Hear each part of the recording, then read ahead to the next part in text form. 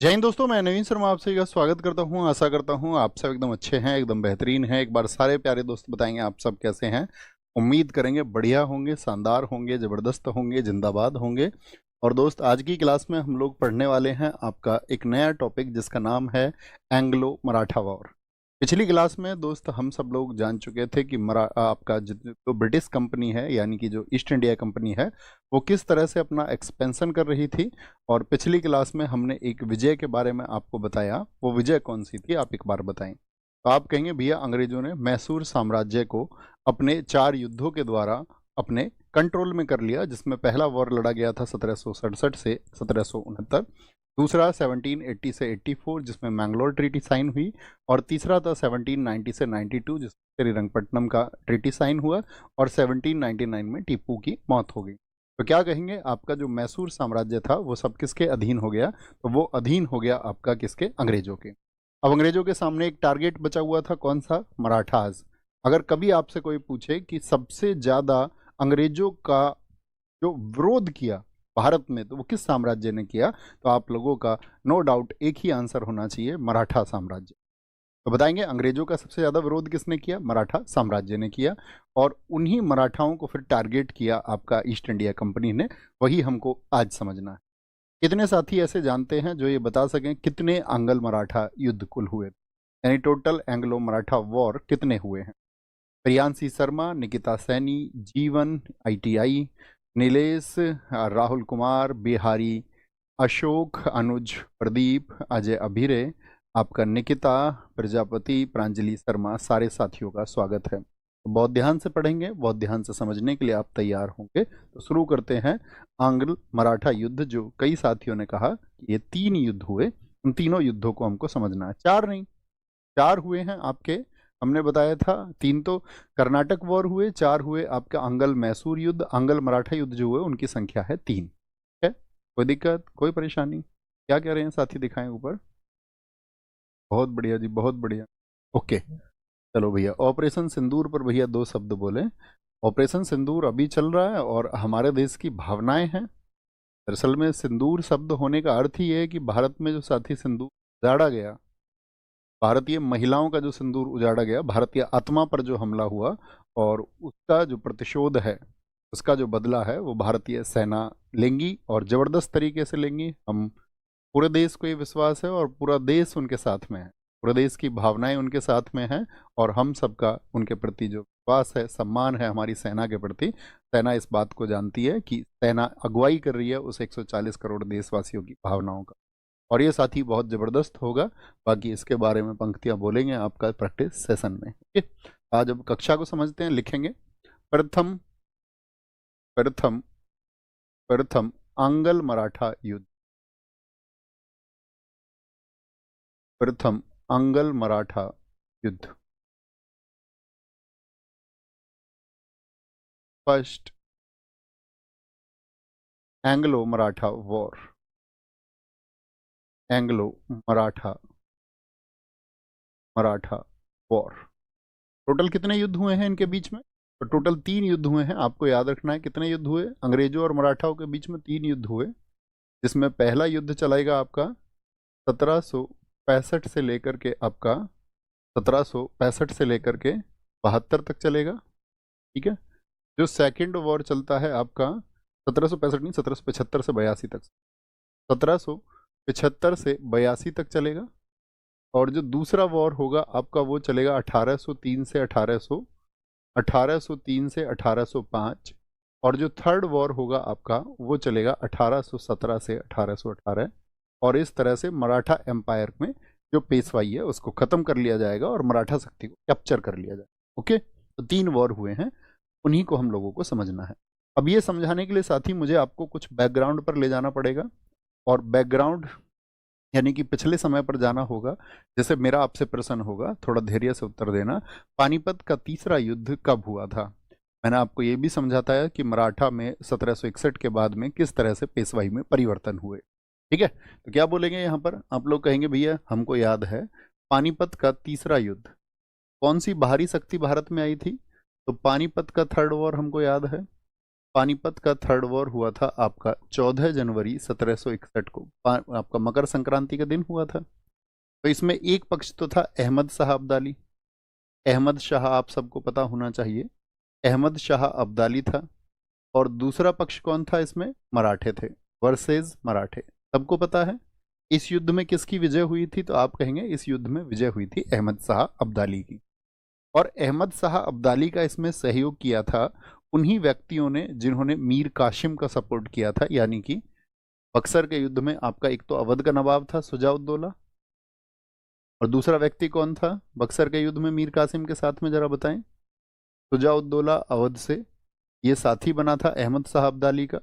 और साथ में जो मुगल सम्राट था आपका, जिसका नाम था शाह आलम द्वितीय, वो गद्दी पे बैठा था तभी 1760 में, और उसने सहयोग किया अहमद शाह अब्दाली को मराठाओं के खिलाफ में, मराठाओं की बढ़ती शक्ति को, क्योंकि मराठा अक्सर दिल्ली पर युद्ध करते रहते थे और दिल्ली को बहुत नीचा देखना पड़ता था मराठा शक्ति के सामने। जैसे कि आपको पता है, मैंने बताया था बाजीराव ने आपका दिल्ली पर जाकर के मोहम्मद शाह रंगीला के समय पर दिल्ली को क्या बोलेंगे, नेस्तनाबूद कर दिया था। तो ये जब एक ग्रुप बना यहाँ पर, तो इस ग्रुप को बहुत शक्ति प्राप्त हुई और इन लोगों की हो गई जीत। मैंने कहा था पानीपत के तीसरे युद्ध में मराठाओं की जैसे ही हार हुई, तो मराठा के जो पेशवा थे इस समय पर कौन थे यहाँ पर? मराठा में के जो पेशवा थे उनका नाम हुआ करता था बालाजी बाजीराव। बालाजी बाजीराव। बालाजी बाजीराव इस घाव को सहन नहीं कर पाए और 1761 में क्या हो गई थी, उनकी डेथ हो गई। 1761 में उनकी डेथ हो गई। जब 1761 में उनकी डेथ हुई, तो उनकी डेथ के बाद में जो पेशवा बने थे उनका नाम था माधवराव। माधवराव पेशवा बने। बड़ी अच्छी सी कहानी है, ध्यान से सुनना। माधवराव पेशवा रहे थे आपका 1761 से लेकर के 72 तक, और जबरदस्त पेशवा थे। मैंने आपको बताया था मराठाओं की पानीपत के तीसरे युद्ध की वजह से, तीसरा जो युद्ध हुआ जिसमें मराठाओं की हार हुई, तो मराठाओं की जो खोई हुई प्रतिष्ठा थी, जो उनकी प्रेस्टीज खत्म हो चुकी थी, जिसके बारे में ये बातें चल रही थी कि मराठा अब अपनी शक्ति खो चुके हैं, उसको वापस से पाने का प्रयास किसने किया था? तो वो व्यक्ति माधवराव पेशवा ही हैं। माधवराव पेशवा ने पहला संपर्क साधा किससे? शाह आलम द्वितीय से। और शाह आलम द्वितीय को उनकी शक्ति का एहसास कराया कि तुम मुगल सम्राट हो और तुमको किसी के अधीन रहने की जरूरत नहीं है। जैसे तुम समझ रहे हो कि मुझे बाहरी शक्तियों की जरूरत है, तुम्हें अपनी गद्दी पर वापस बैठना चाहिए। और माधवराव पेशवा ने भारत की उस समय की स्थितियों को बहुत अच्छे से जांचा, और इस समय पर वो अंग्रेज नीतियों को, क्योंकि बक्सर के युद्ध के द्वारा अंग्रेज अपनी चीज़ों को एक्सपैंड कर रहे थे, अपनी चीज़ों को बढ़ा रहे थे, तो अंग्रेज नीतियों को भी पहचान गए। इसीलिए इन्होंने सोचा कि भारतीय राजाओं के साथ गठजोड़ किया जाए। 1764 में शाह आलम पर आप जानते हैं, शाह आलम को पेंशनर बना दिया था अंग्रेजों ने। और कितने रुपए की पेंशन देते थे इनको बताएं एक बार? आप कहेंगे 26 लाख रुपए की पेंशन देते थे। तो इस समय पर 1764 में तो वो पेंशनर बन चुके थे। तो जब वो पेंशनर बन चुके हैं, तो उनको वास्तविक शक्ति का एहसास दिलाया माधवराव पेशवा ने। माधवराव ने उनसे कहा कि हम तुमको वापस से दिल्ली की गद्दी पर स्थापित करेंगे। और याद रखना, शाह आलम द्वितीय को शक्तियां दी माधवराव पेशवा ने, और उनको वापस से उनकी खोई प्रतिष्ठा को शाह आलम द्वितीय को वापस दिलाया, और शाह आलम द्वितीय को पुनः दिल्ली में स्थापित किया। तो मैंने आपसे कहा 1761 से 72 होगा, सॉरी 62 नहीं, 1761 से 72। तो 1772 में क्या होता है, माधवराव की डेथ हो जाती है। क्या बोलेंगे? माधवराव की जब डेथ हो गई, याद रख लेना इनकी क्या होगी, 1772 में डेथ हो गई। 1772 में इनकी डेथ हो जाती है। और इनके बाद में जो पेशवा बने उनका नाम क्या था, जरा बताएं? तो आप कहेंगे वो थे नारायण राव। नारायण राव पेशवा बने। और नारायण राव जब पेशवा बने, तो ये पेशवा रहे थे कुल, मैंने आपको लिखा है 1772 से 73 तक। ऐसा क्यों हुआ? सिर्फ एक ही वर्ष पेशवा क्यों रहे? क्योंकि इनकी हत्या करवा दी गई। और इनकी जो हत्या करवाई थी, क्या बोलेंगे, नारायण राव पेशवा, इनकी हो गई भैया हत्या। इनको इनका मर्डर कर दिया गया और इनकी हत्या कराई इनके चाचा। इनके जो चाचा थे उनका नाम था आपका राघोबा। क्या बोलेंगे? इनके चाचा राघोबा ने, राघोबा या बोले रघुनाथ राव ने, रघुनाथ राव ने, एक बार थम्स अप करें, समझ में आ रही हैं चीजें? क्लियर हैं एकदम से चीजें? मैं आपको वापस से वही चीजें पढ़ा रहा हूं जो हमको आपको पढ़ा चुके थे, क्योंकि आज हमको रिकॉल करने की थोड़ी सी जरूरत है 5 मिनट की। तो नारायण राव की हत्या कराई किसने? क्योंकि नारायण राव के विरोध में रहते थे उनके ही चाचा रघुनाथ राव। और रघुनाथ राव क्या चाहते थे, क्यों विरोध में थे? क्योंकि रघुनाथ राव चाहते थे कि पेशवा मैं बनूं। अब खुद पेशवा बनेंगे तो जिस व्यक्ति को पेशवा नियुक्त किया गया उसको रास्ते से हटाना पड़ेगा। तो ये रघुनाथ राव तो विरोधी हो गए, प्रतिद्वंदी हो गए, इनके एकदम से अपोनेंट बन गए। लेकिन यहां पर एक व्यक्ति हैं मराठा साम्राज्य में जिन्होंने को कहा जाता है कि उन्होंने मराठा साम्राज्य को टूटने से बचाया। और वहां पर जो विरोध चल रहा था उस विरोध के खिलाफ वो हुए, रघुनाथ राव यानी राघोवा के खिलाफ वो हुए। कौन व्यक्ति हैं जिन्होंने मराठा शक्ति को एकत्रित करने का आपका प्रयास किया और उसमें वो सफल भी हुए? अपनी मृत्यु तक उन्होंने पूरे मराठा जो पेशवाई था या मराठा जो साम्राज्य था उसको बांधे रखा। 1800 में जब तक उनकी डेथ नहीं होगी तो उनका नाम था, आप सब ने लिखा, नाना फडणवीस। आप साथी, मैं अगर दिल की बात कहूँ तो बहुत अच्छे छात्र हैं, क्योंकि आप चीज़ों को ध्यान रखते हैं और जब जरूरत होती है तो उतने ही शब्दों को आप पेश करते हैं। ये वाकई में मतलब एक टीचर के लिए, एक गुरु के लिए एक बड़े कमाल की बात है। और अगर मैं कहूँ इस बात पर आपकी प्रशंसा की जाएगी कि आप एक परफेक्ट आंसर देते हैं। तो क्या बोलेंगे? नाना फडणवीस। तो नाना फडणवीस जो थे वो विद्रोही बने किसके? रघुनाथ राव के, कि भाई तुम ये जो है काम गलत कर रहे हो। और इन्होंने क्या किया कि तुमको हम ये गद्दी हासिल नहीं करने देंगे। तो इन्होंने क्या किया था, नारायण राव के पुत्र, नारायण राव के एक पुत्र थे, उनका नाम था आपका, उनका नाम था माधव राव सेकंड। माधव माधव राव माधव राव सेकंड को पेशवा बनाया। माधव राव सेकंड को पेशवा बनाया। और किसकी मदद से पेशवा बने ये? माधव राव सेकंड जो पेशवा बने, ये बने फडणवीस की हेल्प से। नाना फडणवीस की जी हेल्प बोलेंगे, नाना फडणवीस जो थे उनकी हेल्प से ये पेशवा बने। तो इससे तो बहुत नाराज हो गया रघुनाथ राव। रघुनाथ राव ने कहा कि भाई ये तो मराठे एकत्र हो रहे हैं, अब मैं कैसे पेशवा बनूं? उनका तो ड्रीम था।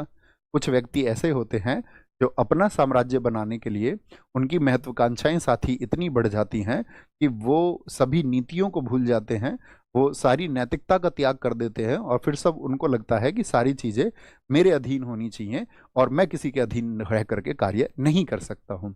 और यहीं पर बहुत सारे लोगों का पतन होता है। और हमेशा ये चीज़ एप्लीकेबल पूरे समाज पर होती है। जब आपको लगेगा आपकी योग्यताएं हैं, जैसे मान के चलिए किसी ने, अगर हम एक उदाहरण देते हैं आपको, आज जैसे एप्पल को आप समझ लीजिए, एक बहुत बड़ा ब्रांड है दुनिया में। क्या जो एप्पल के सीईओ हैं, अगर वो ये सोचे कि भाई नहीं, मुझे तो एक अलग से कोई कंपनी बनानी है, मैं तो अलग से कोई कंपनी बनाऊंगा, तो वो उसमें कामयाब भी हो सकते हैं, उसमें फ्लॉप भी हो सकते हैं, ठीक है। लेकिन उनकी जो नैतिकता है वह खत्म हो जाएगी अगर वो अच्छी नीतियों से कार्य नहीं करेंगे।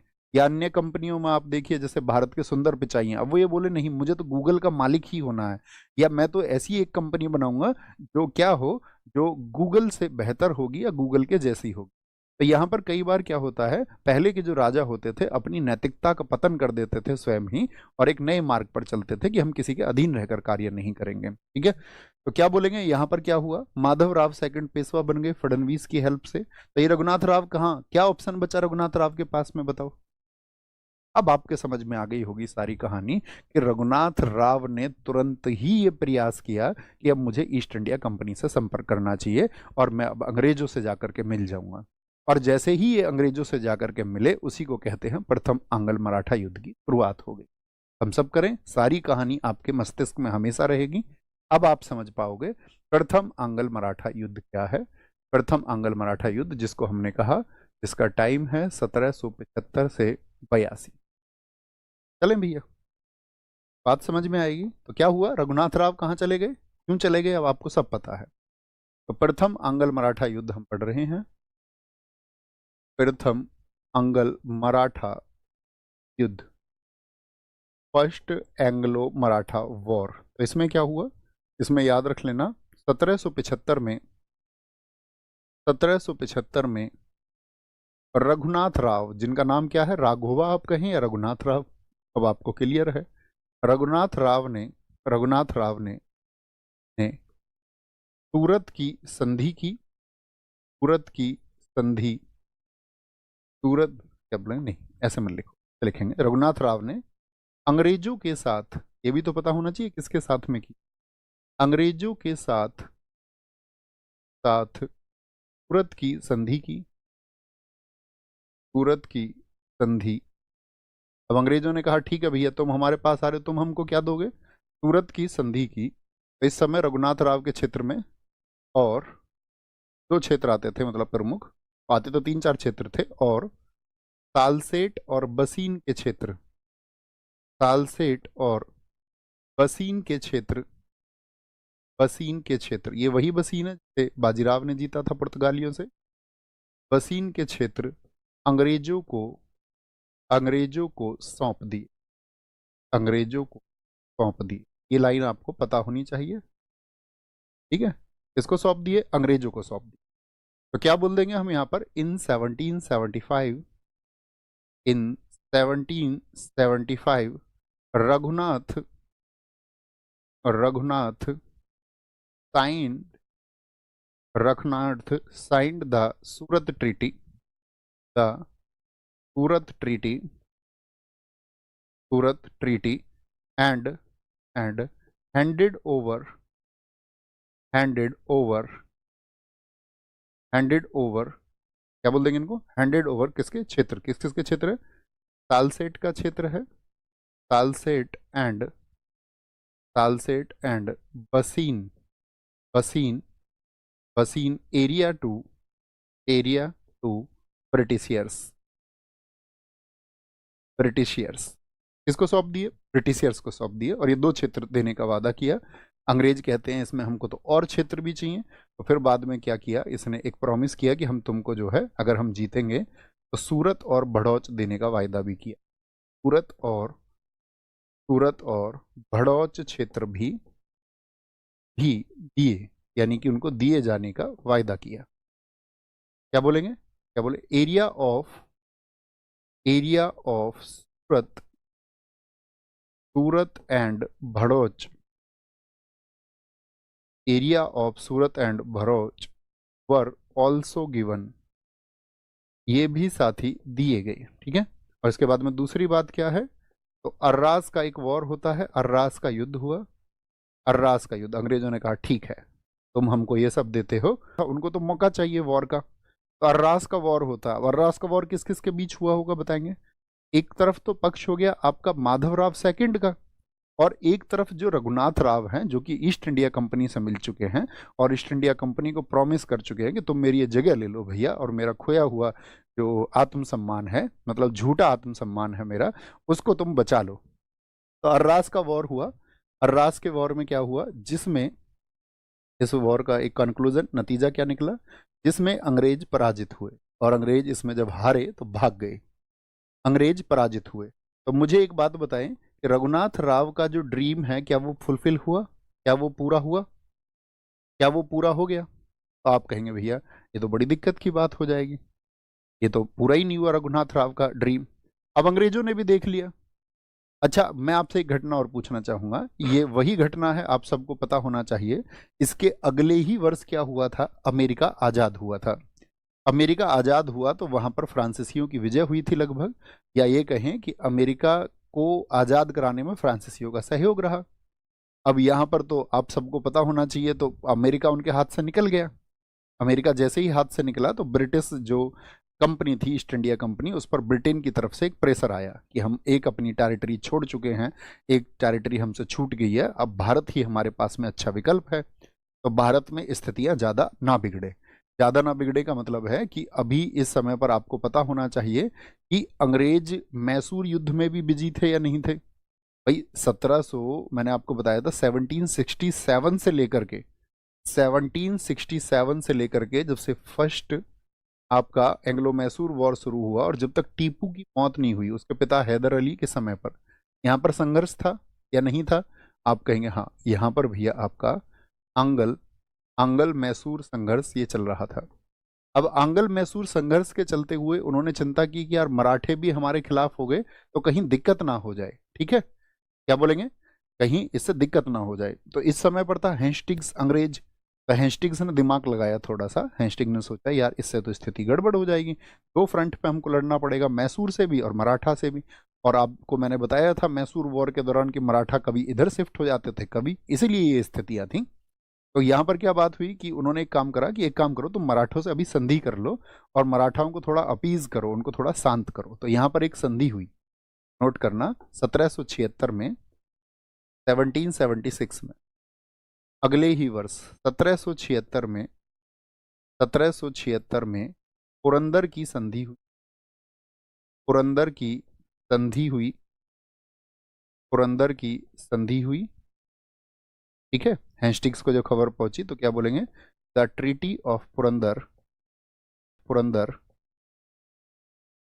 Treaty of Purandar, treaty of Purandar was signed in, was signed in 1776। अच्छा, इस संधि में क्या कहा फिर हेस्टिंग्स ने आकर के, तो इन्होंने ये कहा कि, क्या कहा कि जो भैया हम रघुनाथ राव का सहयोग नहीं करेंगे, रघुनाथ राव का सहयोग नहीं करेंगे, और जो माधव राव हैं, माधव राव सेकंड को इन्होंने पेशवा एक्सेप्ट कर लिया, को पेशवा माना।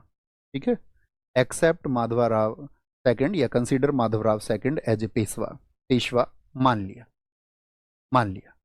तो इसके पीछे हेस्टिंग्स की चाल क्या थी कि अभी पहले हमको निपटना होगा इन स्थितियों में, सबसे पहले मैसूर को देखते हैं, और जब तक मैसूर से नहीं निपटेंगे तब तक हम मराठाओं की तरफ जो है हमको अपना ध्यान नहीं लगाना चाहिए। और सही नीति थी। आप कहेंगे हाँ बिल्कुल ठीक सोच रहे हैं, दो फ्रंट पर लड़ना बिल्कुल से एकदम से सही चीज़ नहीं है ना। अब मान के चलो हमको चीन से भी लड़ना, पाकिस्तान से भी लड़ना, तो दो फ्रंट पे एकदम थोड़ी ना लड़ेंगे हम। पहले हम पाकिस्तान को निपटाएंगे और धीरे धीरे अपना पीओके लेंगे, फिर वहाँ पर हम बलूचिस्तान को स्थापित करेंगे, बलूचिस्तान की मांग उठेगी, फिर धीरे धीरे ऐसी स्थिति आएंगी कि पाकिस्तान ये कहेगा भाई साहब मुझसे जितनी भी गलतियाँ हुई थी उनके लिए मुझे माफ़ करो, और आप बताइए मैं तो चाइना के कहने पर उनके बहकावे में आकर के अपना सारा नुकसान कर लिया हूँ, इससे कहीं ज़्यादा अच्छा होता कि मैं मानवता की दृष्टि से भारत के प्रति समर्पित रहता, तो शायद मेरी इस जनता के लिए, यहाँ पर जो जनता, और वहाँ की जनता समझ भी रही है पाकिस्तान की। वहाँ आपने देखा ना, वहाँ पर आपका जो लाल मस्जिद है, लाल मस्जिद में क्या हुआ, तो वहाँ पे लाल मस्जिद के जो मौलाना थे उन्होंने आपका पूछा उनसे, वहाँ पे जो लोग आपका कुरान पढ़ रहे जो आते हैं नमाज के लिए, उन्होंने पूछा भारत पाकिस्तान की वॉर होगी तो कितने लोग ऐसे हैं जो पाकिस्तान का साथ देंगे, तो एक भी हाथ नहीं उठा। अब जनता तो जानती है ना सब कि वहाँ की सरकारें क्या कर रही हैं, तो पाकिस्तान में बहुत हालात ख़राब हैं। इवन एक जो मौलाना थे वहाँ पर पाकिस्तान में, उन्होंने तो एक मस्जिद में कुरान की कसम खा करके ये कहा है कि भारत और पाकिस्तान का यदि युद्ध हुआ तो वह भारत का साथ देंगे। तो जनता तो समझती है ना, जनता को एक बेहतर सरकार चाहिए, एक ऐसा राजा चाहिए, या पूछे ऐसा एक राजा क्या, ऐसा एक शासक चाहिए, वो किसी भी पद के रूप में हो जो उनको एक बेहतर शासन दे पाए, बेहतर शासन दे पाए। तो माधवराव सेकंड को इन्होंने पेशवा मान लिया और इन्होंने कहा अभी झगड़े की जरूरत नहीं है, अभी कोई परेशानी नहीं है। अच्छा, दूसरा कारण क्या था, दूसरा कारण भी समझिए। कौन है यहाँ पर, हेस्टिंग्स है, वॉरेन हेस्टिंग्स है, हेस्टिंग्स। अब ये हेस्टिंग्स बड़ा चालू व्यक्ति था। अब इस हेस्टिंग्स ने कहा कि ठीक है, एक जरूरत तो हमको ये है कि यहाँ पर हमको बिजी होना है, एक दूसरा क्या है कि ये जो अधिकारी मिले थे, ये जो सब लोग मिले थे, या रघुनाथ राव ने जो अंग्रेजों के साथ में सूरत की संधि की थी, तो मैं आपको बताऊं कि अंग्रेज बंबई में थे या नहीं थे। हमने आपको बताया था कि 1661 में जो पुर्तगाली राजकुमारी की शादी ब्रिटेन के राजा चार्ल्स से हो गई थी, युवराज चार्ल्स से, तो उनको आपका 1661 में शादी के बाद में 1668 में बम्बई दहेज में मिल गया था। तो बम्बई उनके पास में है या नहीं है, आप बताएंगे। आप कहेंगे जी भैया बम्बई में तो था उनके पास में। और इधर वॉरेन हेस्टिंग्स किस क्षेत्र में है, वॉरेन हेस्टिंग्स आपका कलकत्ता के क्षेत्र में, वॉरेन हेस्टिंग्स, क्योंकि वो वहां पे पोस्टिंग हुई उसकी क्लाइव के बाद में, बीच में कुछ लोग आए और बाद में ये गवर्नर जनरल बना पहला बंगाल का। और इधर क्या है, इधर है आपका बंबई। अब ये जो रघुनाथ राव गया था, ये गया था बंबई के अधिकारियों के पास में। अब एकदम से इस बात पे तो हेस्टिंग्स को बड़ा बुरा लगा कि यार बंबई के अधिकारियों से तुमने बातचीत कर ली तो दूसरा पक्ष इसका ये भी है। उसने कहा ये राइट तो मुझको है, हमने आपको 1773 का रेगुलेटिंग एक्ट बताया था, तो उसके तहत क्या हुआ था, बंगाल के गवर्नर को क्या बना दिया गया था, आप समझ रहे हैं। इसीलिए क्रम से पढ़ना जरूरी है, इसीलिए हमने पॉलिटी को पहले पढ़ा ताकि आपको बहुत सारी चीज़ें क्लियर रहें। तो आप कहेंगे बंगाल के गवर्नर को गवर्नर जनरल बना दिया गया और हेस्टिंग्स पहला व्यक्ति बना था, तो हेस्टिंग्स के अधिकार जबरदस्त किए गए। बंगाल में आपका बिहार और उड़ीसा को भी उसके अधीन कर दिया गया। आप कहेंगे हाँ, तो असली राइट किसका बनता है, एक ट्रीटी साइन करने का, भारत में जो कुछ भी हो रहा है, या कोई बड़ी ट्रीटी है, या कोई फ्यूचरिस्टिक प्लानिंग है, या कोई बिजनेस प्लानिंग है, उन सब के लिए राइट किसके पास होने चाहिए, तो आप कहेंगे भैया हेस्टिंग्स के पास होने चाहिए। लेकिन ये जो आपका सूरत की संधि हुई यहाँ पर, जो सूरत की संधि हुई, ये सूरत की संधि हुई है कब? 1775 में। तो उसने इसको बिल्कुल से बोल दिया कि ये बेसलेस है, इस तरह की संधि का कोई अर्थ नहीं है। और इस तरह से उसने क्या बोला कि भैया हम तो पुरंदर की संधि करेंगे और माधवराव सेकंड को पेशवा मानेंगे। अब मुझे बताओ, ईस्ट इंडिया कंपनी में ही दो फ्रंट बन गए या नहीं बन गए? एक तो बंबई के अधिकारी हो गए जिनकी बात गिरा दी गई, और एक आपका कलकत्ता में हेस्टिंग्स जो आपका वास्तविक अधिकार रखता था, उसने कहा कि भैया हमारे द्वारा जो ट्रीटी साइन होगी वो वैलिड होगी, नहीं तो बाकी सब चीजें बेकार हैं। तो अब गड़बड़ हो गई। गड़बड़ क्या हो गई? दो चीजें आपको समझनी है कि बंबई और कलकत्ता के अधिकारियों में तनातनी हो गई। एक तो आपका बंबई के अधिकारी थे, बंबई, और दूसरे कहाँ के थे? कलकत्ता। तो ये दोनों के अधिकारियों में क्या हो गई? यहां पर एक रिजल्ट निकलता है कि इनके बीच में आपका कॉन्फ्लिक्ट्स हो गए। अब इनके कॉन्फ्लिक्ट्स हो गए तो इनके बीच में विवाद हो गए, तो ये मामला गया ब्रिटेन। कहाँ पहुंचेगा? हेडक्वार्टर पहुंचेगा। बोले भैया वहां तो भारत, अब तो आप ये कह रहे हैं कि आपका अमेरिका तो आजाद हो ही चुका है और भारत में भी ईस्ट इंडिया कंपनी में दो फ्रंट हो गए हैं, ठीक है। अब इन्होंने क्या बोला कि अमेरिका इसी समय पर, मैंने क्या बोला, यूएसए 1776 में आजाद हो चुका था।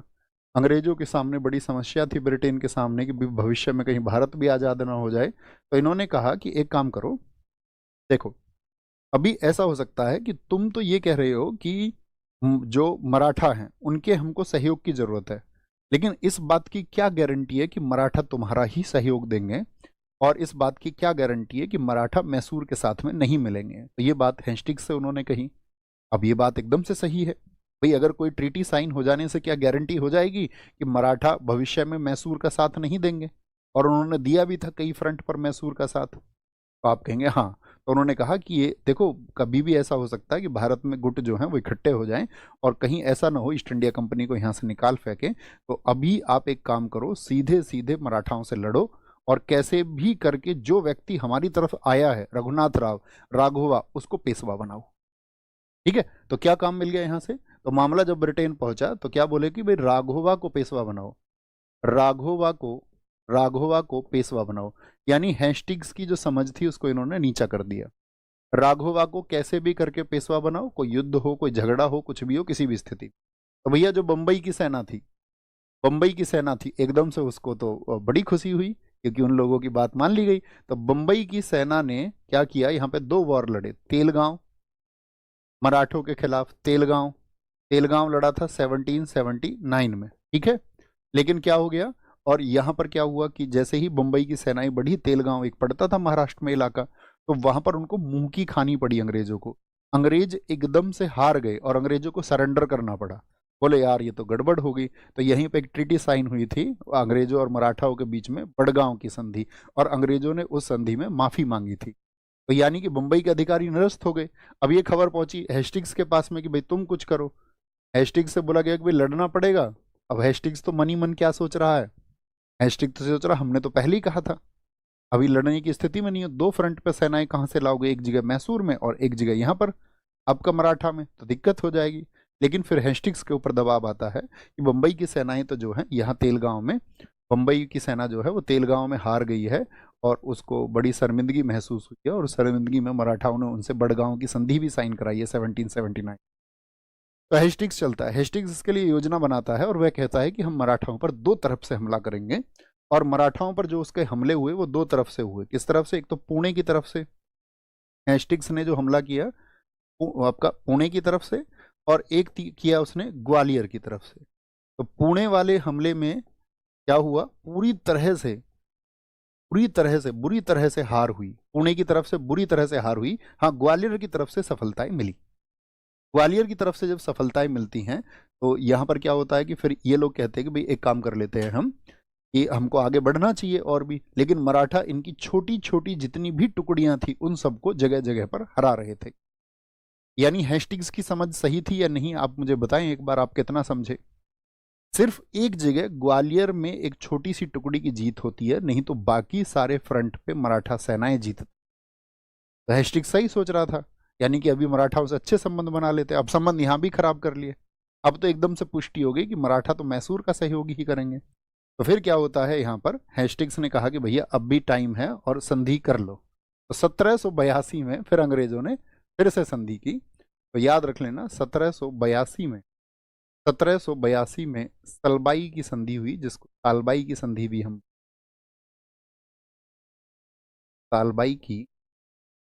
सालबाई की संधि हुई। भैया कहानी क्लियर है एकदम से? तो सालबाई की संधि हुई, और अब क्या होगा, क्या बोलेंगे यहाँ पर, सालबाई की संधि हुई, यानी कि हम कहेंगे treaty of Salbai, treaty of Salbai signed in 1782। अब इसमें क्या प्रमुख बातें हुई सालबाई की संधि में? अंग्रेजों ने अपनी गलती स्वीकार की और इन्होंने कहा भैया हम तो राघोवा बाघोवा के चक्कर में बेकार पड़ रहे थे। इन्होंने किया कि माधव राव सेकंड, जिसको इन्होंने पुरंदर में संधि में पेशवा माना, को वास्तविक पेशवा माना। भैया यही है पेशवा, पेशवा माना। ठीक है। दूसरी चीज क्या की इन्होंने, राघोवा, अब उसको भी नाराज नहीं कर सकते, उसने कहा यार मैं तुम्हारे पास आया था, राघोवा को पेंशनर बनाया, यानी कि राघोवा को पेंशनर बनाया। लिख लेना, considered Madhavrao second as a Peshwa and make a pensioner.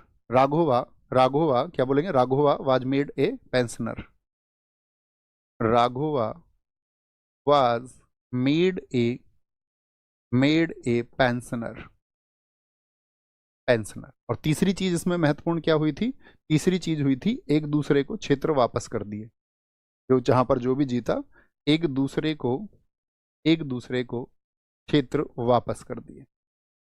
और इस तरह से क्या हो गया कि भैया आपका प्रथम आंग्ल मराठा युद्ध जो है वो आपका शांत हो गया, एक दूसरे को क्षेत्र वापस कर दिए, यानी कि each others area was returned, each others area was returned, एक दूसरे को वापस कर।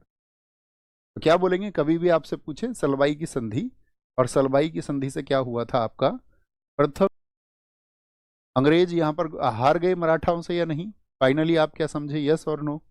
प्रथम आंग्ल मराठा युद्ध की समाप्ति किस वर्ष में? तो ये हुई आपका end of first Anglo Maratha war in 1782, समाप्ति हो जाती है। अब अंग्रेजों के पास कोई विकल्प नहीं था, मराठाओं के खिलाफ जा नहीं सकते। तो मैंने आपको बताया था सलवाई की संधि में जैसे ही मराठाओं की संधि हो गई अंग्रेजों से, तो अंग्रेज अब तक किसका साथ दे रहे थे, क्योंकि आप समझ लीजिए कि यहां पर अंग्रेजों का संघर्ष चल रहा था आपका किससे, मराठाओं से। तो इसकी वजह से मराठा किसका साथ देने को मजबूर हो गए थे, मैसूर का।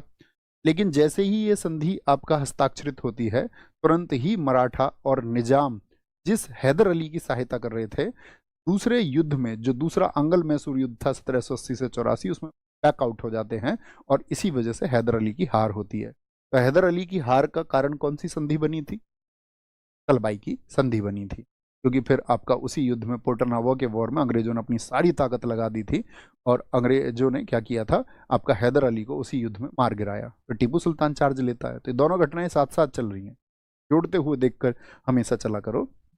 क्लियर है कहानी? तो अंग्रेज इसके बाद में एकदम से शांत रहते हैं कि हमको अभी निपटना है मैसूर से। और फाइनली मैसूर को कब जीत लिया उन्होंने, बताएं किस वर्ष में मैसूर को कब जीत लिया? अब तीन महत्वपूर्ण घटनाएं घटी भारतीय इतिहास की इन दिनों में।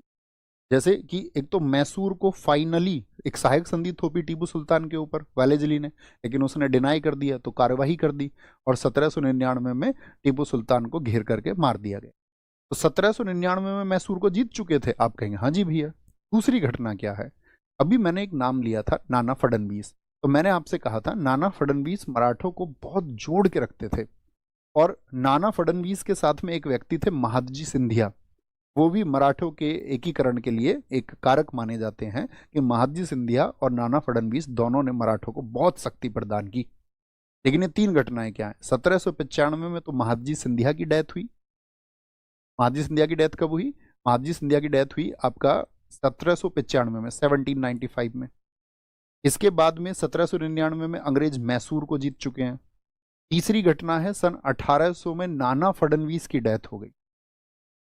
तो एक तो दो उनके लीडर जो थे मराठाओं के वो नहीं रहे, एक आपका जो प्रतिद्वंदी था अंग्रेजों का, मैसूर को, वो फाइनली टेक ओवर कर चुके थे। तो अंग्रेज अब तक जो प्रॉमिस इनको कर रहे थे, अब तो अंग्रेजों की पूरी नज़र किसके ऊपर आ गई कि अब मराठाओं से वापस खुरापात शुरू तो कर रहे थे। अब तो अंग्रेजों की पूरी नज़र किसके ऊपर आ गई कि अब मराठाओं से वापस। तो 20 वर्षों तक लगभग शांत रहे। 20 वर्षों तक शांत रहने के बाद में अंग्रेजों ने फिर से खुरापात शुरू की। यहाँ पर वापस लेकर चलेंगे हम आपको, कहाँ पर, यहाँ पर देखिए। 1772 की स्थिति आपको क्लियर है। रघुनाथ राव चाहते थे, जिसकी वजह से, इनकी चाहत की वजह से ही पहला अंगल मराठा युद्ध हुआ, ठीक है। और इनके अंगल मराठा युद्ध होने के बाद में आपका फिर पेशवा चलते रहे। माधवराव द्वितीय क्या रहे, पेशवा रहे। और माधवराव द्वितीय के बाद में जो पेशवा बनते हैं उनका नाम आता है आपका, इनके बाद में जो पेशवा बने उनका नाम था 1796 में, 1796 में बाजीराव द्वितीय पेशवा बने। कौन बने, बाजीराव। वहीं बता देते हैं, यहां पे लिखना। सबसे पहले पृष्ठभूमि शुरू करेंगे, क्या बोलेंगे, सेकंड अंगल मराठा युद्ध। कॉन्सेप्ट क्लियर है ना भैया। अपना प्रयास यही है कि आपको सिर्फ डेट वगैरह ऐसे नहीं कि जैसे पढ़ते हैं ना लगातार डेट्स पढ़ा दो, ये तब हुआ वो हुआ। आपको कारण भी पता होने चाहिए कि क्या कारण थे या उस समय की स्थितियां क्या थी। और मैं उम्मीद करूंगा आप बहुत अच्छे से उनको समझते हो। तो सेकंड एंग्लो मराठा वॉर कब से कब तक हुआ भैया? ये हुआ था आपका आपका 1803 से 1805। कई बार इसका वर्णन जो है वो 1806 भी मिलता है, तो उससे कोई दिक्कत नहीं है। 1803 से 1805 क्या हुआ इसमें? घटनाएं घटी। कुछ घटनाएं कौन कौन सी हैं? उन घटनाओं में एक प्रमुख घटना आती है आपकी 1796 में, 1796 में, 1796 में बाजीराव बाजीराव द्वितीय, बाजीराव सेकंड पेशवा बना, पेशवा बना ना, इस घटना को पेशवा बना। यानी कि Bajirao second, Bajirao second became a Peshwa, became a Peshwa in 1796, in 1796। अब ये बाजीराव द्वितीय दरअसल में था कौन, ये समझिए। तो बाजीराव द्वितीय जो था, ये आपका पहली बात तो राघोबा का पुत्र है। यानी जो राघोबा खुद को एक पेशवा की तरह देखना चाहता था, वह खुद तो अपने सपनों को सफल नहीं कर पाया, लेकिन अपने बेटे को उसने पेशवा बना लिया, बेटे को उसने पेशवा बना लिया। अब कुछ पुरानी घटनाओं पर जिक्र करेंगे, ठीक है। पुरानी घटनाएं क्या हैं आपका? एक तो इस समय पर डेथ किसकी हुई, क्या बताया था मैंने आपका, 1795 में, 1795 में महादजी सिंधिया की डेथ हुई। महादजी सिंधिया ये समझा के रखते थे मराठाओं को, बड़ा सम्मान था इनका। इसके बाद में दूसरे इनके जो सम्मान्य व्यक्ति थे वो थे आपका 1799 घटना, उससे पहले जाने। मैसूर पर नियंत्रण हो गया था अंग्रेजों का। मैसूर पर ईस्ट इंडिया कंपनी का क्या हो गया था, कंट्रोल हो गया था। यस और नो, आप कहेंगे हाँ जी भैया हो गया था। एक आपका 1800 में क्या हुआ, 1800 में नाना फडणवीस की डेथ हो गई, नाना फडणवीस की डेथ हो गई। और मैंने कहा था नाना फडणवीस की डेथ जैसे ही हुई तो मराठा जो है एकदम से बिखर गए, मराठा एकदम से बिखर गए। और पिछली क्लास में मैंने आपको बताया कि सन 1801 में आपका जो वेलेजली आया, तो उस वेलेजली ने क्या किया था आपका, सहायक संधि के तहत आपका एक तो निज़ाम को अपने 1798 में निज़ाम को अपने कंट्रोल में कर लिया, और अवध को यानी कि अगर हम बात करें आपका 1798 में एक घटना हुई थी, निज़ाम पर किसका नियंत्रण हो गया था, निज़ाम से हो गई थी आपका सब्सिडरी ट्रीटी, सहायक संधि वेलेजली की, ओके। और एक घटना 1801 में क्या हुआ, 1801 में अवध के साथ में भी क्या कर ली, सहायक संधि कर ली गई। तो मराठाओं के जो आसपास के क्षेत्र थे वो सारे घिर चुके थे ईस्ट इंडिया कंपनी के द्वारा। और सबसे मेजर घटना थी इसमें नाना फडणवीस की डेथ। नाना फडणवीस, एक बार थम्सअप करना, मैंने कहा था नाना फडणवीस की डेथ के बाद में मराठा सेपरेट हो गए। तो मैं उनमें से कुछ परिवारों के नाम जानना चाहूंगा, कुछ वंशों के नाम जानना चाहूंगा, आप उनमें से किन को जानते हैं। जैसे हमने आपको बताया था कि जैसे ही नाना फडणवीस की डेथ हुई तो आपका नागपुर में कौन सा परिवार सेपरेट हो गया था? तो नागपुर में आपका भोसले परिवार था। याद है भाई साहब? थम्स अप करना। आप कहेंगे हाँ हमने आपको बताया था।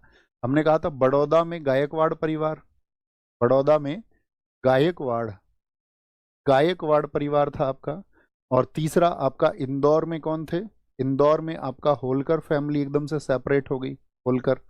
और चौथा आपका इसमें सबसे इंपॉर्टेंट थे सिंधिया। सिंधिया कहाँ थे आपका? ग्वालियर में। कहाँ थे? ग्वालियर में। ग्वालियर में सिंधिया सेपरेट हो गए थे। ग्वालियर में आपका सिंधिया सेपरेट हो गए थे। और पेशवा कहाँ रहे थे? पेशवा रहे थे आपका पूना में। तो ये शक्तियां जो हैं वो बिखर गईं और इसी का अंग्रेजों ने फायदा उठाया।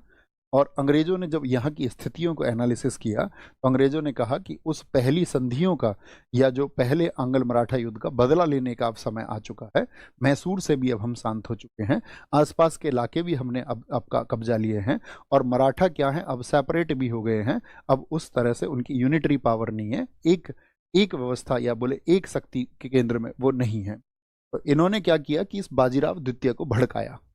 बाजीराव द्वितीय कौन है? पेशवा। पेशवा कहाँ थे? पूना में। तो ये क्या करते हैं? इस बाजीराव द्वितीय को भड़काते हैं कि तुम एक काम करो ना यार, इन होलकरों को तुम पराजित कर लो ना, इन होलकरों को तुम पराजित करो। तो ऐसे इस तरह का इनका पत्राचार हुआ और आपसी संघर्ष इनके बीच में था ही। इन्होंने क्या किया कि इन्होंने यहाँ पर होलकर इंदौर में जो थे वहां के राजा थे जसवंत राव होलकर। कौन थे इंदौर के राजा इस समय? जसवंत राव होलकर। और जसवंत राव होलकर के भाई की हत्या करा दी। अब इससे तो जसवंत राव होलकर को गुस्सा आएगा या नहीं आएगा? होलकर फैमिली को। तो होलकर फैमिली ने कहा कि हम इस हत्या का बदला जरूर लेंगे और होलकर फैमिली ने वापस अटैक किया पूना पर। तो ये दोनों आपस में संघर्ष में लग गए या नहीं? तो पूना पर वास्तव में अटैक इन्होंने क्या बोल देंगे आपस में, ये दोनों के दोनों का संघर्ष हो गया। तो यहां पर फिर क्या होता है आपका, अब तो भैया जैसे ही पूना पर उन्होंने अटैक किया और पूना को अपने कब्जे में भी कर लिया। पूना किसके कंट्रोल में आ गया? तो आप कहेंगे पूना कंट्रोल में आ गया होलकर फैमिली के। अब तो क्या करे बाजीराव द्वितीय? उसने सोचा कि यार, अब अंग्रेजों ने ये चाल क्यों चली थी? उनको पता था कि होलकर ज्यादा मजबूत है इस समय पर और होलकर कोई अगर वॉर होता है तो इनको हरा देंगे और उसके बाद में ऐसी हमको एक वजह मिल जाएगी इस युद्ध में एंटर होने की। क्योंकि बाजीराव सेकंड से उनका अच्छा कॉरेस्पॉन्डेंस था, अच्छा पत्राचार था, संबंध अच्छे थे। ठीक है, क्योंकि राघोबा के अच्छे संबंध थे ना ईस्ट इंडिया कंपनी से, तो उनके बेटे के तो संबंध अच्छे होंगे ही। समझ रहे हैं? आप कहेंगे जी भैया बड़ी आसानी से एकदम क्लियर पिक्चर है। उन्होंने क्या किया कि भाई एक काम करो, जो ये जो आपका पेशवा है इससे कहा कि भाई हम तुम्हारा साथ दे देंगे, ठीक है, अगर तुमको वापस पूना चाहिए जिस पूना को होलकर कब्जे में कर चुके हैं, लेकिन तुमको क्या है कि भैया अब सहायक संधि अपनानी पड़ेगी। पहले जिली तो बहुत चालाक था, उसके पास तो शर्त ही एक रहती थी सहायक संधि अपना लो, एक रेजिडेंट रखो, हम तुमको सेना देंगे, उस सेना का खर्चा तुम दे देना। अब एकदम से बाजीराव सेकंड ने कहा कि मुझको बदला चाहिए। देखो हत्या इन्होंने कराई, अब वो कह रहा है कि मुझको बदला चाहिए। बदला मतलब मेरे पूना को उन्होंने कब्जे में कर लिया, वो मुझे वापस चाहिए। अंग्रेजों ने कहा तो भैया क्या दिक्कत है, तुम बताओ हम तुम्हारे लिए क्या कर सकते हैं। बोला जो कुछ तुम मेरे लिए कर सकते हो वो करो। 60,000 की सेना दे दें तुमको, 60,000 की सेना से तो हरा दोगे उनको जाकर के। बोला क्यों नहीं? तो बोलो तो हम तुमको 60,000 की सेना देते। सहायक संधि स्वीकार है? जी भैया स्वीकार है। तो यहाँ पर इस बाजीराव द्वितीय ने क्या किया था आपका, क्या बोलेंगे, ये जो घटना है ये 1802 की, ठीक है, याद रख लेना। 1802 में 1802 में 1802 में अंग्रेजों के पास पहुंचा। क्यों पहुंचा अंग्रेजों के पास? समझ गए? पास पहुंचा, अंग्रेजों के पास पहुंचा और और सहायक संधि स्वीकार की। और सहायक संधि जो सब्सिडरी ट्रीटी थी उसको इसने स्वीकार कर लिया, सहायक संधि स्वीकार की। क्लियर है भाई साहब? क्या बोलेंगे इसको? लिख देंगे Bajirao went to, Bajirao went, went to नहीं, went for help, help by britishers, britishers and accepted and accepted the subsidiary treaty, accepted the subsidiary treaty. इसको इन्होंने बोला कि भैया हमको स्वीकार है। अब यहाँ पर क्या हो गया फिर 1802 में 1802 में 1802 में ही अंग्रेजों ने कहा ठीक है, अब हम तुम्हारा साथ देंगे, तुमको 60,000 की सेना देंगे। तुम कौन सा एरिया दोगे हमको? सहायक संधि के द्वारा तो अंग्रेज चालाक थे, क्षेत्र भी दे दो भैया थोड़ा बहुत, क्योंकि उनको पता था अगर 60,000 की सेना का तुम वेतन दे पाओगे क्या बाजीराव द्वितीय अभी? उसने कहा ठीक है वेतन दे देंगे, तुम बताओ क्या करना। उन्होंने बोला बसीन का क्षेत्र भी हमको दे दो तुम, वहां से जो रेवेन्यू आएगा उसको ले लेंगे। ठीक है जी, बसीन की संधि हुई 1802 में, बसीन की संधि हुई।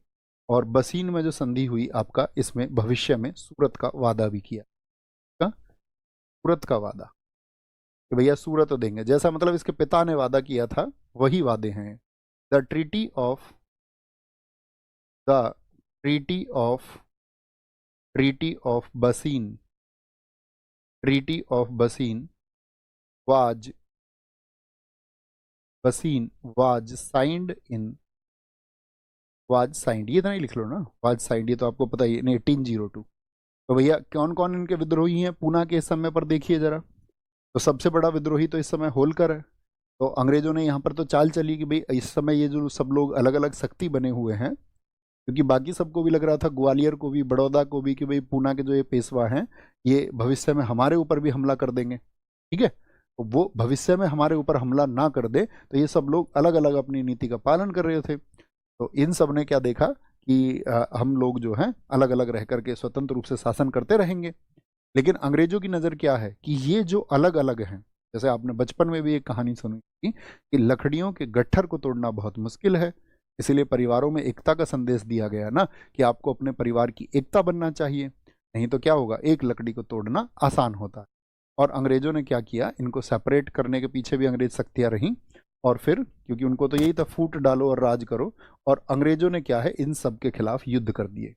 यानी कि जो सेपरेट पावर्स हैं इन सब के खिलाफ अंग्रेजों ने युद्ध किए, जिसमें से प्रमुख क्या है? प्रमुख है पहले सिंधिया फैमिली।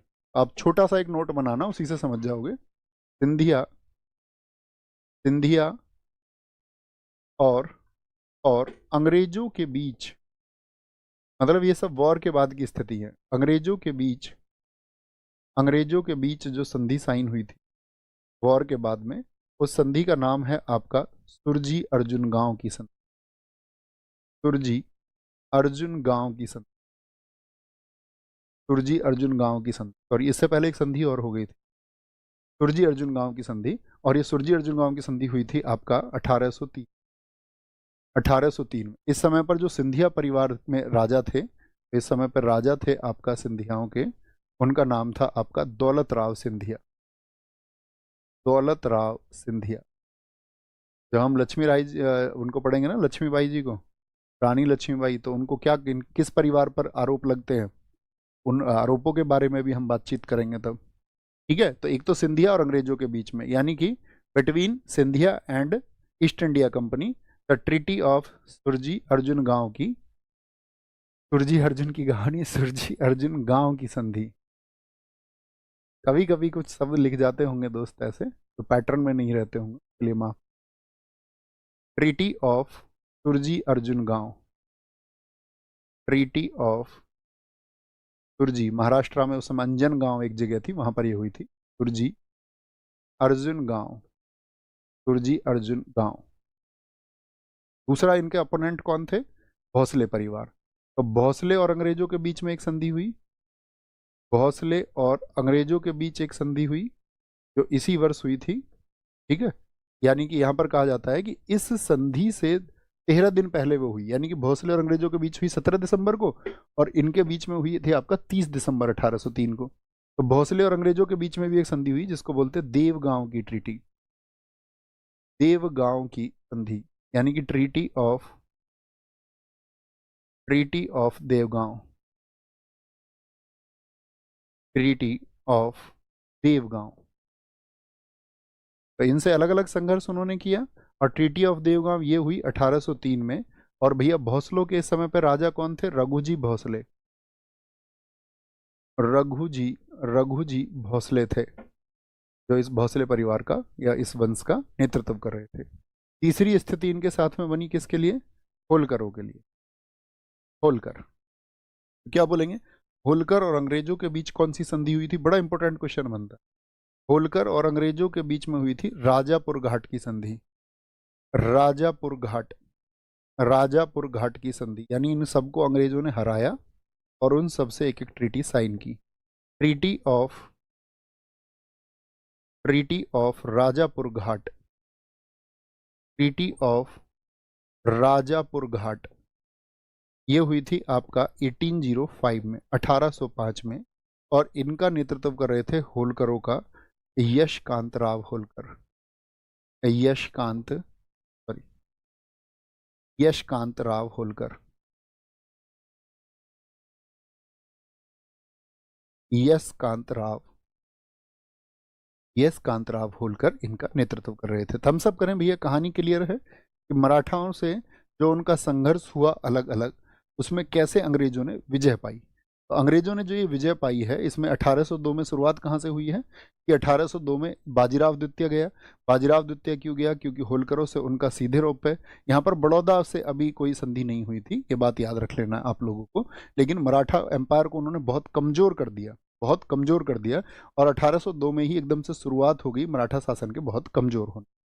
तो 1802 से शुरू हुआ ये वॉर, ठीक है, फाइनली, जिसमें एक संधि साइन हुई। लेकिन इसमें संधि के द्वारा जो पहला वॉर हुआ इसका, वो हुआ सिंधियाओं से 1803 में, और अंतिम वॉर हुआ होलकरों से 1805 में। इसीलिए हमने आपसे कहा कि द्वितीय आंग्ल मराठा युद्ध जो है वो 1803 से 1805 चला। आपको क्लियर है? कोई दिक्कत तो नहीं? अब अंग्रेज जो है वो मराठा को बहुत हद तक टेक ओवर कर चुके हैं। तो फिर बात आती है हमारा, इसकी बात आती है तीसरे आंग्ल मराठा वॉर की। बहुत संक्षेप में समझना है। तीसरा आंग्ल मराठा युद्ध, मराठा युद्ध कौन है अभी? किसको सपोर्ट कर रहे थे अब तक ये? तो पूना के पेशवा को ये सपोर्ट कर रहे हैं, पूना के पेशवा को ये सपोर्ट कर रहे हैं, यस और no? Third Anglo Maratha, Maratha war, आप कहेंगे हाँ जी भैया, उन्हीं को ये सपोर्ट कर रहे थे। और इस सपोर्ट में क्या था सबसे प्रमुख बात?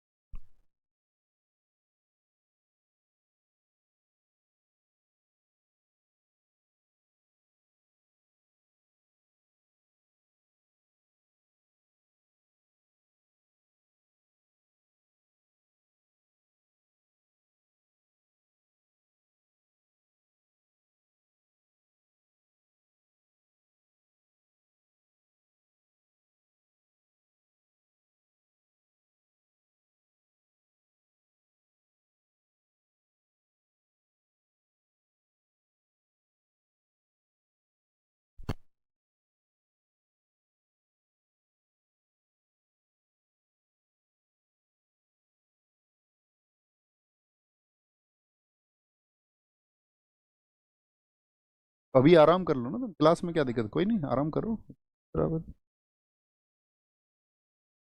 हेलो हेलो हेलो, अभी बताएंगे दोस्त, आवाज क्लियर है? आवाज साथी क्लियर है? एक बार बताएंगे। ओके ओके, ठीक है।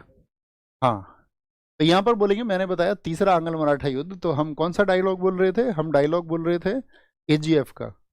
और वो डायलॉग तुम सबने शायद सुना हो या नहीं सुना हो। उसमें ये होता, मैं हमेशा जंग टालने की कोशिश करता हूँ, लेकिन अगर जंग हुई तो जीतूंगा तो मैं ही। तो ईस्ट इंडिया कंपनी का तो ये सिद्धांत था कि वो टालते वालते भी नहीं थे, इसका जो आधा पार्ट है उसको खत्म कर दो। तो वो तो टालते भी नहीं थे, वो तो जंग को पैदा करते थे और लास्ट में जीत जाते थे फिर, क्योंकि वो सबको सेपरेट कर देते थे। और भारतीय राजाओं के अंदर उतनी दूरदर्शिता नहीं थी, या यूं कहें कि भारतीय राजाओं के अंदर जो है अपने लालच और अपना स्वार्थ या अपनी टेरिटरी को बचाना उनके लिए अपनी जो है प्रायोरिटी की चीज़ थी या प्राथमिकता की चीज़ थी। वो भारत के लिए स्वप्न उस समय पर नहीं देखते थे। तो इस समय पर अब यहाँ पर कौन था? एक तो बाजीराव सेकंड है, बाजीराव सेकंड था, बाजीराव सेकंड। और बाजीराव सेकंड के एक सहयोगी थे इस समय पर, अप्पा साहब, अप्पा साहब। तो एक सेंटर तो ये था। और वर्सेज में कौन था आपका? वर्सेज में थी आपकी ईस्ट इंडिया कंपनी, यानी कि ईस्ट इंडिया कंपनी। और ईस्ट इंडिया कंपनी में इस समय था आपका हेस्टिंग्स, लेकिन वॉरेन हेस्टिंग्स नहीं है, ये दूसरा हेस्टिंग्स है, दो हेस्टिंग्स आए थे। ठीक है, याद रखना इस समय की स्थितियों में।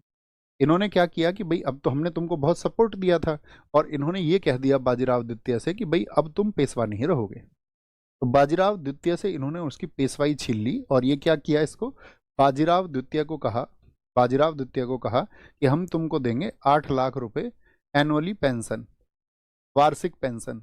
पेशवा तुम ही रहोगे, नाम तुम्हारा पेशवा ही रहेगा, लेकिन तुम्हारी जो है ना, ये जो मराठा संघ है ये खत्म होता है। ठीक है, 8 लाख वार्षिक पेंशन, जब तक तुम नहीं मरोगे तब तक तुमको पेशवा कहते रहेंगे। वार्षिक पेंशन देकर देकर इसको भेज दिया विठुर। विठुर एक जगह थी कानपुर, यानी कि तुम महाराष्ट्र में भी नहीं रहोगे, तुम रहोगे कानपुर। विठुर कानपुर इसको भेजा। Sent him to sent him to Bithoor by giving a pension of 8 lakh rupees annually। ठीक है, और क्या बोला इसको कि भैया तुम ही हो अंतिम पेशवा, लास्ट पेशवा तुम ही हो। इसीलिए तो इनके बेटे कहते हैं कि मुझको भी पेशवा एक्सेप्ट करो, लेकिन वो क्या बोलते, नहीं तुमको पेशवा एक्सेप्ट नहीं किया जाएगा। इसीलिए तो जब 1857 की क्रांति में वो खिलाफ आ जाएंगे। ठीक है, तो क्या बोलेंगे, इनको बोलेंगे लास्ट पेशवा। अब जब इन्होंने बाजीराव द्वितीय से ये बात की कि भाई तुमको अभी विठुर भेजा जाएगा, तो ये विद्रोह करेंगे या नहीं करेंगे। कोई भी व्यक्ति है जो पेशवा है, अब तक अंग्रेजों के साथ था, तो अंग्रेजों से ही विद्रोह करेंगे, आसानी से मान लेंगे। इसीलिए इसको हमने बोला तीसरा अंगल मराठा युद्ध, क्योंकि यहाँ तो युद्ध की स्थिति नहीं है। तो इन्होंने भी कहा कि भैया हम भी अब लड़ेंगे, हम भी वॉर करेंगे, अंग्रेजी शासन से हम लड़ेंगे, ऐसे तुम हमको कैसे हमारी पेशवाई को ख़त्म कर सकते हो। तो याद रख लेना, क्या छोटी छोटी चीज़ें और हैं इस वॉर के द्वारा, क्या क्या चीज़ें हुई। एक तो 1817 में 1817 में पेशवा संघ को समाप्त किया गया। उन्होंने घोषणा कर दी कि पेशवा संघ अब समाप्त होगा। abolition of Peshwa Federation, abolition of Peshwa Federation, abolition of Peshwa Federation, Peshwa federation या मराठा संघ बोलिए, पेशवा संघ से अच्छा अगर हम इसको मराठा संघ नाम देंगे ना तो ज़्यादा अच्छा रहेगा, क्योंकि समस्त तो मराठा संघ ही था। मराठा संघ यानी कि आपका मराठा फेडरेशन लिखना भी है। अबोलिशन ऑफ मराठा फेडरेशन इन 1817। इसी समय पर क्या हुआ आपका, फिर वॉर शुरू होगा। तो वॉर कई जगह पर हुआ, छोटे छोटे युद्ध हुए, जैसे जिसमें एक चर्चित युद्ध है आपका, आपने देखा होगा सालसेट युद्ध हुआ यहाँ पर, सालसेट युद्ध। तो सालसेट युद्ध में क्या हुआ, अंग्रेज, सालसेट जगह पर अंग्रेज और आपका बाजीराव द्वितीय की सेनाएं आई, जिसमें क्या हुआ, अंग्रेजों की जीत हो गई। एक युद्ध आपने सुना होगा, भीमा कोरेगांव वॉर। भीमा कोरेगांव कितने लोगों ने सुना है, ये तो भारत का एक चर्चित स्थल भी है। भीमा कोरेगांव युद्ध बहुत चर्चित युद्ध है भारत का। इस युद्ध में क्या हुआ था वो समझिए जरा। और ये वॉर हुआ था आपका भीमा कोरेगांव 1 जनवरी, यानी नए साल को 1818 में। तो अभी 1 जनवरी जब आपका 2018 था, तो इसको कितने साल पूरे हुए थे, 200 साल। तो आप 2018 में एक खबर थी कि भीमा कोरेगांव जो स्मारक है वहाँ पर, ठीक है, यानी कि वहाँ पर भीमा कोरेगांव रण स्तंभ जो जगह है आपका, वहाँ पर सब लोग सेलिब्रेट करने जा रहे थे। तो सेलिब्रेट करने जा रहे थे तो उनके ऊपर पथराव हो गया और हिंसा हो गई, और हिंसा में क्या है, बहुत सारे लोगों को वहाँ पर चोटें पहुंची, डेथ हुई कई लोगों की। तो यहाँ पर क्या हुआ ये बात समझिए आप, कि भीमा कोरेगांव में ये लोग, आप कहेंगे भैया सेलिब्रेट क्यों कर रहे हैं, ये तो ईस्ट इंडिया कंपनी की विजय है, तो यहाँ पर क्यों ये सेलिब्रेट कर रहे हैं फिर हमारे भारत के लोग ईस्ट इंडिया कंपनी की विजय को। तो उसका कारण क्या था वो समझिए। कारण ये था कि भीमा कोरेगांव, पहली बात तो भीमा नदी के किनारे और महाराष्ट्र में है। यह भीमा कोरेगांव में एक था आपका महार समुदाय। कौन सा समुदाय, यहाँ पे महार समुदाय है, महार कम्युनिटी, महार कम्युनिटी, जिसको आप महाड़ भी बोलते हैं कई बार, महाड़ कम्युनिटी। बाबा साहब भीमराव अंबेडकर आप सब लोगों को पता होना चाहिए, हम बताएंगे बाबा साहब भीमराव अंबेडकर जी के संघर्ष को आप लोग जब उनका लेक्चर लेंगे।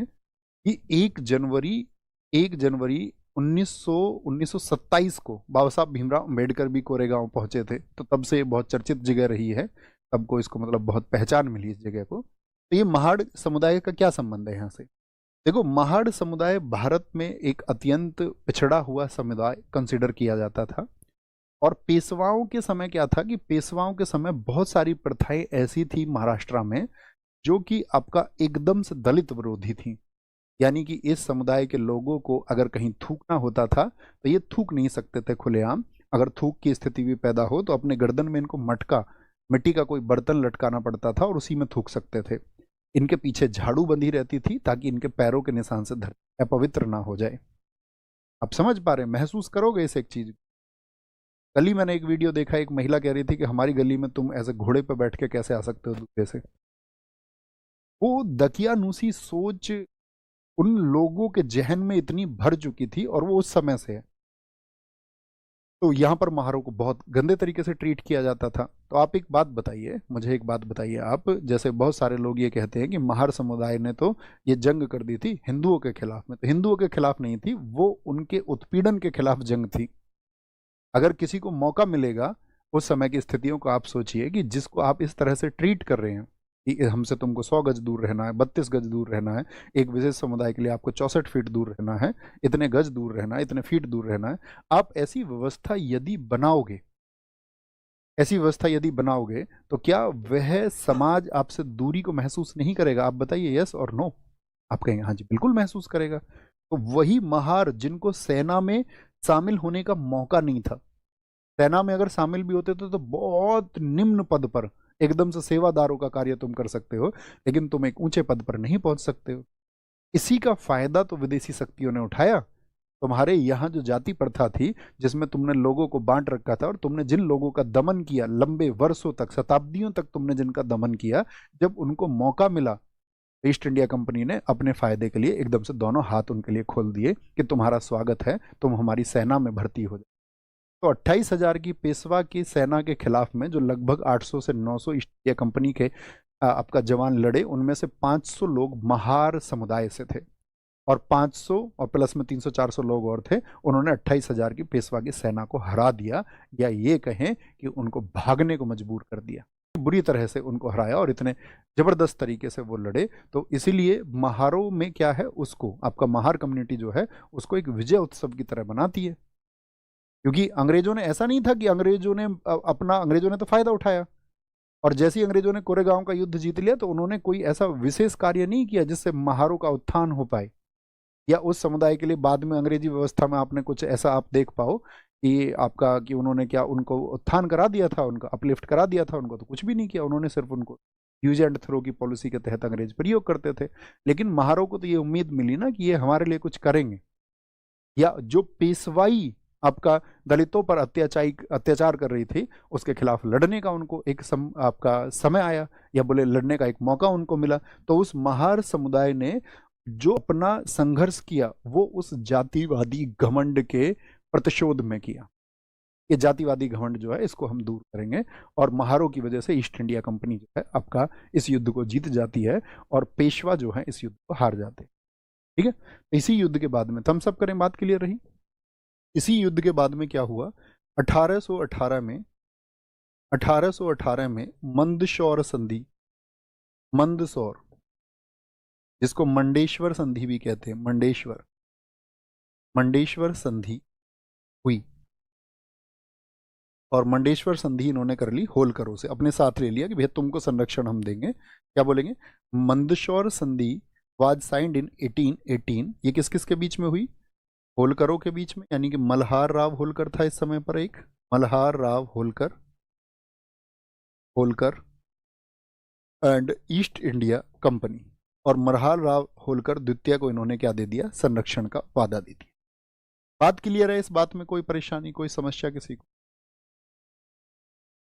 बोलेंगे जी किसी बात को कोई समस्या? हर्ष त्रिवेदी कह रहे हैं IAS, ये क्या है? बोलेंगे जी कोई दिक्कत? बोलेंगे बहुत बढ़िया, बहुत शानदार।